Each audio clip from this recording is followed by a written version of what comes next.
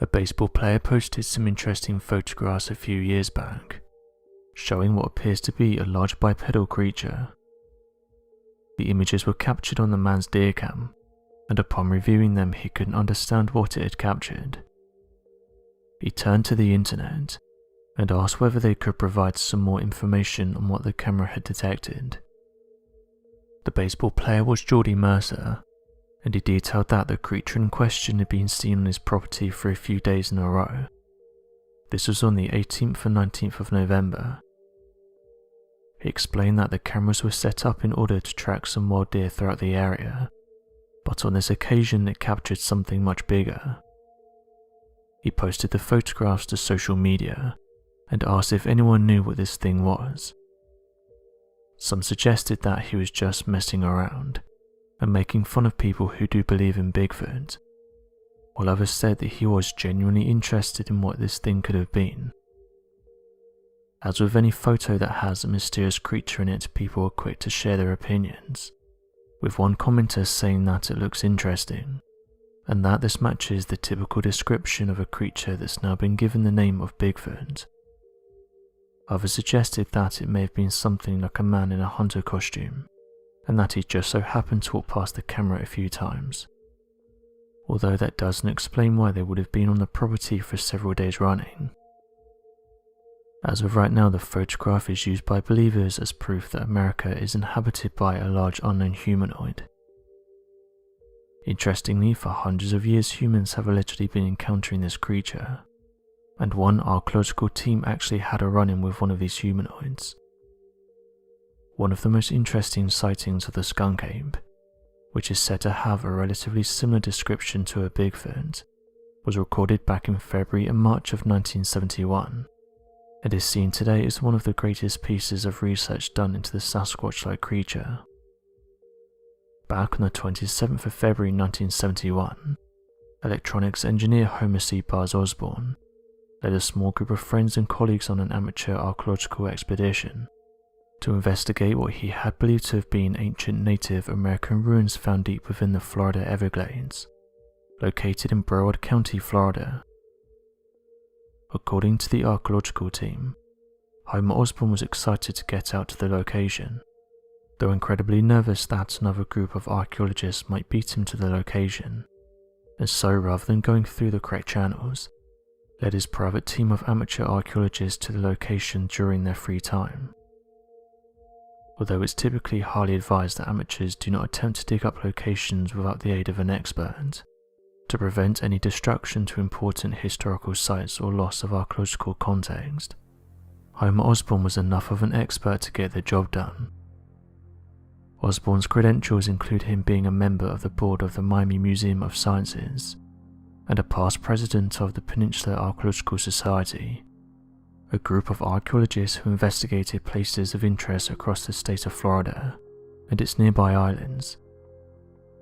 Additionally, members of equally impressive backgrounds accompanied Osborne on his expedition, including Professor Benson, member of the Peninsula Archaeological Society, and professor of Miami-Dade Community College with a specialty in oceanographic sciences. 3 other members of the Peninsula Archaeological Society also came along, 2 men by the name of Frank Hudson and James Spink, and an unknown and undisclosed 5th person who chose not to include themselves in the witness claims of the skunk ape encounter. According to the team of 5, they had camped near the site of the Indian Mound located deep within the Big Cypress National Preserve, and they did this for roughly 4 days, spending the entire time uncovering Native American artifacts before they experienced their startling encounter. Fearful of large animals, the group pitched their tents equidistant from each other surrounding a massive campfire that would be blazing through the night to scare away any large animals from getting too close to their campsite. But on the morning of the 5th day, sometime around 3 AM, the men claimed that they were all suddenly awakened by the sound of an inhuman screech, and that sounded like the shuffling of a large animal prowling just outside their campsite. The men all stayed within their respective tents, believing that the roar and crackling of the fire would keep the animal away. But as its screeches and shuffling grew increasingly louder, the amateur archaeologists began to worry that the animal was preparing for an attack. Without hesitation, all of the men stepped outside their tents to investigate the strange noises, when they all spotted the ape-like creature standing next to the fire and searching around the area. Due to the glow of the fire and the light from the full moon, the men claimed that they got a good viewing of the creature, estimating that it stood at a height of 8 feet, weighing more than 700 pounds, and was covered in light brown hair that stood up as if the creature was in a heightened state of alert. Standing less than 10 feet away from the men, the creature turned to face them, and it became apparent that the creature was accompanied by the rotten odour of a skunk-like smell, and it quickly went throughout the entire camp. Even though the creature's stink began to almost blind the men, they continued taking notes of the creature's design, realizing that it resembled more of a human being, given its upright bipedal stance, and had longer than normal arms that extended down below its waist, similar to the elongated forearms of most ape species. The most peculiar aspect of the creature's design, however, was that it appeared to have no defined neck, with its head positioned directly atop its shoulders, with the hump of its back almost appearing to be higher than the position of the topmost part of the animal's head. Instantly becoming terrified at the sight of the men, the large beast let out an inhuman scream, and then ran back into the nearby woods, and vanished deep within the marshlands of the surrounding swamp. Also, having been frightened by the encounter, the group of 5 amateur archaeologists set out 2-hour sleeping shifts to act as guard duty for the rest of the night. Once the sun rose, the team of men began to investigate their sighting by taking photographs of the surrounding area, taking plaster casts of the discovered footprints, measuring them out and searching the area for any more clues. According to Homer Osborne, the footprints measured 17.5 inches in length and 11 inches in width at the toes. Additionally, when investigating the surrounding area, the men noticed 3 more different footprint sizes, which led them to believe that at least 4 different creatures had been stalking around their campsite in the night. Although several of the men claimed that they wished to end the expedition, Homer Osborne pressed them on to continue as they were nearing the end of their expedition either way, and it would be better to get the credit for the discovery than leave anything of importance behind for others to claim. Several days later, when the group had nearly been entirely relieved of their stresses of the encounter, the skunk ape made another appearance shortly before the end of their expedition. According to the archaeological team, during the night another skunk ape had slowly approached their campsite, but stayed at a distance of roughly 40 feet or so, watching the men from afar. Shortly after that last encounter, with the ape-like creature having watched them throughout the night, the men returned home and ended their expedition a couple of days early. Once home, Homer Osborne became obsessed with gathering evidence of the creatures and investigating the local claims of the skunk ape even further. Unlike his typical expeditions, Homer Osborne returned with his group to the site but not for archaeological research, but to instead investigate the skunk ape in its theorized natural habitat.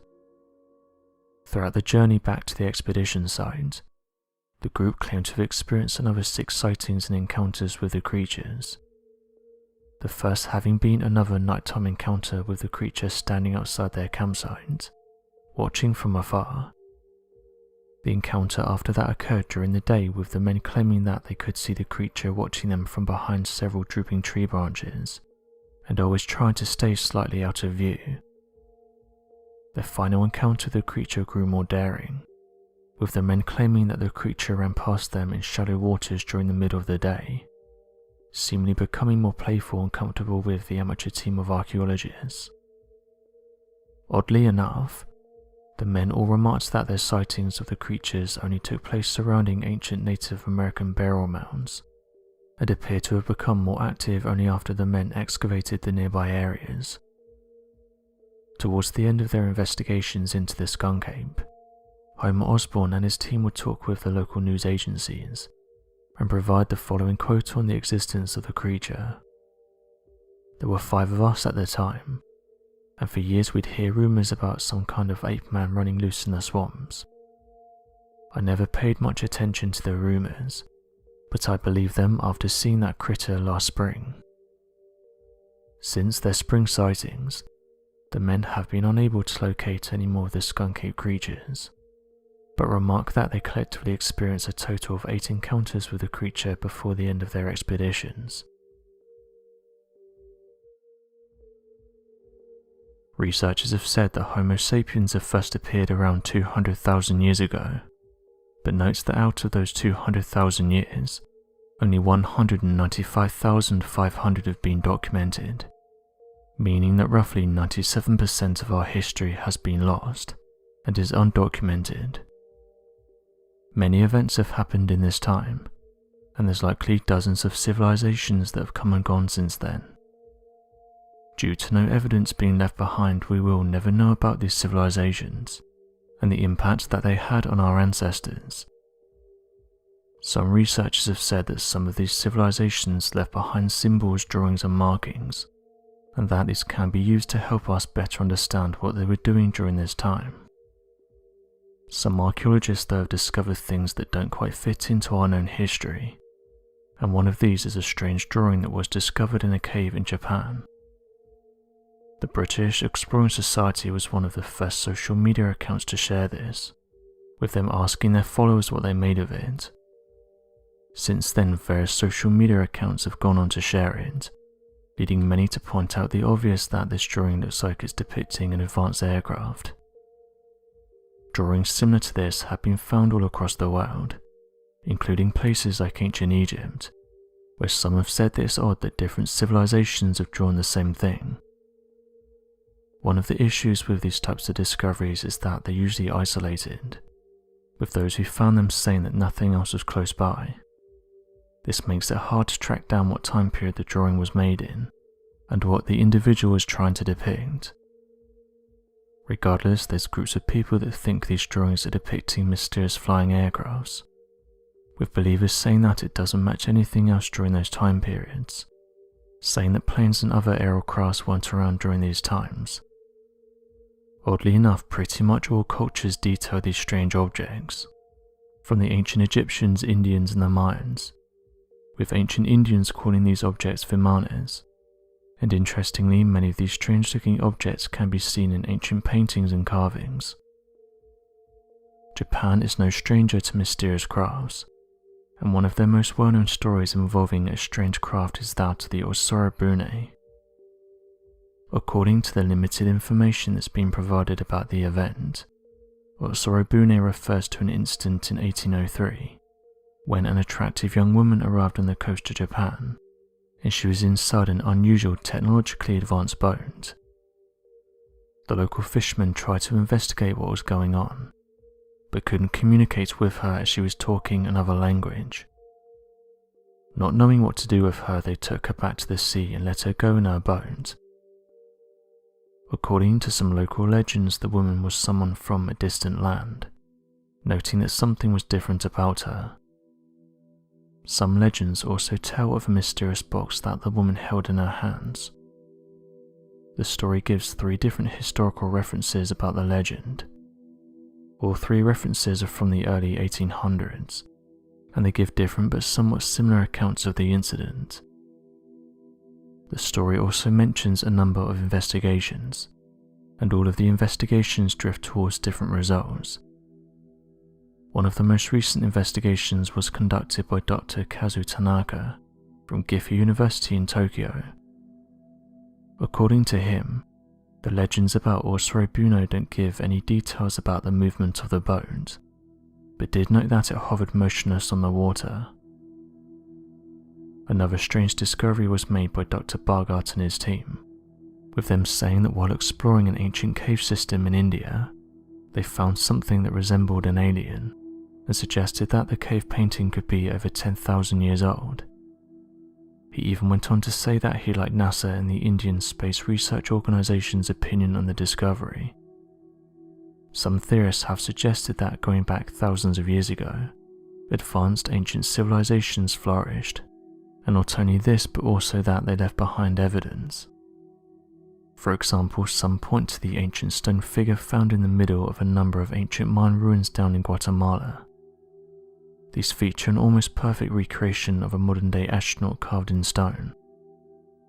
This stone figure has been at the center of many ancient civilization debates, and some claim that the gods were depicted in such a way due to the fact that they were merely advanced creatures visiting from faraway planets.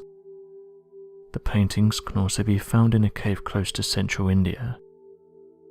What's interesting is that when first viewing the paintings, there are many that show humans and animals. However, it also stunned researchers because it showed kangaroos and giraffes, which are not native to India. However, it was this drawing that stood out. Dr. Bhagat said the following about the discovery. The findings suggest that humans in prehistoric times may have seen or imaged beings from other planets, which still creates curiosity among people and researchers. In a few pictures, they're even shown wearing spacesuits. It's not the first time we found cave paintings like this, but never until now with such detail. Flying saucers, equipment, spacesuits. Depictions of abduction are some of the images one can find in this region. This has led amateur researchers to question why mainstream scientists haven't investigated this further, saying that there's a huge chunk of history missing from our books, and these discoveries could help to give us an insight into our past. Mainstream researchers though have brushed off these depictions as being nothing more than drawings, and have said that they have no historical value. So what do you make of these interesting discoveries, and what do you think they depict? Be sure to leave your questions and answers in the comment section below, and help us to grow this community while working to solve these unexplained mysteries. Thank you for watching, and don't forget to subscribe for more videos.